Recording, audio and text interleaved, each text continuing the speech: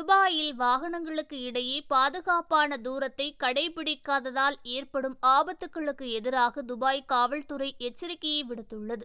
பாதுகாப்பான தூரத்தை கடைபிடிக்காதது கடுமையான விபத்துகளுக்கு வழிவகுக்கும் என்றும், புள்ளி விவரங்களின்படி மிகவும் அதிகமான விபத்துகளில் ஒன்றாக இருந்து வருவதாக துபாய் காவல்துறை சுட்டிக்காட்டியுள்ளது.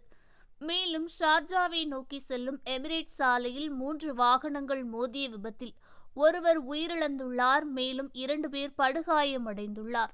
இந்த விபத்துக்கு பாதுகாப்பான தூரத்தை பராமரிக்க தவறியதே காரணம் என்று துபாய் காவல்துறை கூறியுள்ளது.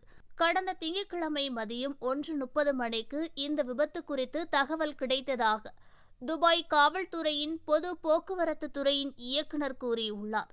மேலும் இந்த விபத்து குறித்து அவர் மேலும் கூறுகையில், ஓட்டுநர் ஒருவர் முன்னால் சென்ற வாகனத்துடன் பாதுகாப்பான தூரத்தை பராமரிக்க தவறியதால் இந்த விபத்து நடந்ததாக ஆரம்பகட்ட விசாரணையில் தெரிய வந்துள்ளது.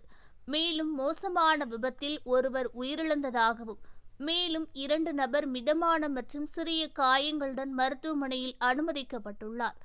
போக்குவரத்து விபத்து நிபுணர்கள் சம்பவ இடத்திற்கு விரைந்து வந்து விபத்துக்கான காரணங்களை ஆய்வு செய்துள்ளார்கள்.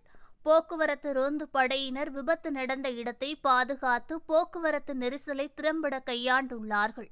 ஓட்டுநர் சாலையில் எச்சரிக்கையாகவும் கவனமாக இருக்க வேண்டும் என்றும், மேலும் போக்குவரத்து விதிகளை பின்பற்றுவது தனிப்பட்ட ஓட்டுநர்களின் பாதுகாப்பை மட்டுமல்லாமல் சாலைகளில் உள்ள அனைத்து பயணிகளின் பாதுகாப்பையும் உறுதி செய்வதாக அவர் கூறியுள்ளார். மேலும் துபாய் காவல்துறை பல்வேறு சமூக பிரிவினர்களுக்காக கள மற்றும் ஆன்லைன் விழிப்புணர்வு பிரச்சாரங்களையும் தொடர்ந்து நடத்தி வருகிறது.